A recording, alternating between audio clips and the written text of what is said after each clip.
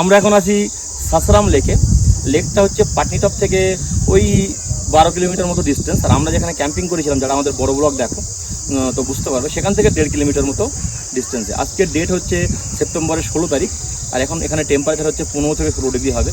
লেকটা এত সুন্দর যে লেকটা হয়তো ছোট, কিন্তু চারদিক ঘুরতে এক পাক সময় লাগবে হয়তো 15 থেকে 20 মিনিট, কিন্তু ভিউ এনজয় করতে করতে ঘুরতে সময় লাগবে অন্তত কিছু না হলো 2 ঘন্টা।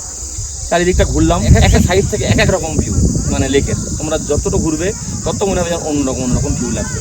তো আমি তোমাদের রেকমেন্ড করবো, তোমরা যদি অবশ্যই পাটনিটপ আসো, অবশ্যই এই লেকটা কিন্তু ভিজিট করবে। এটাকে সাসারাম লেক। এখানে ঘোড়ায় চড়ে ঘোরা যায়, আরও অনেকগুলো স্পট আছে, এটা মেন স্পট। আরও অনেক অ্যাক্টিভিটি এখানে আছে, শিকার রাইড করা যায় এখানে, 600 টাকা করে নেয়, পুরো লেকটা একবার ঘোরাবে। তো এই যে লেকের পিছনে একটা দেখতে পাচ্ছ, এই জায়গাটা আছে, এখানেও ঘোরা যায়, আমরা হেঁটে ঘুরবো একটু পরে। তো সেই জন্য আমি তোমাদের রেকমেন্ড করবো এই জায়গাটা অবশ্যই তোমরা আসবে এবং অবশ্যই ভিজিট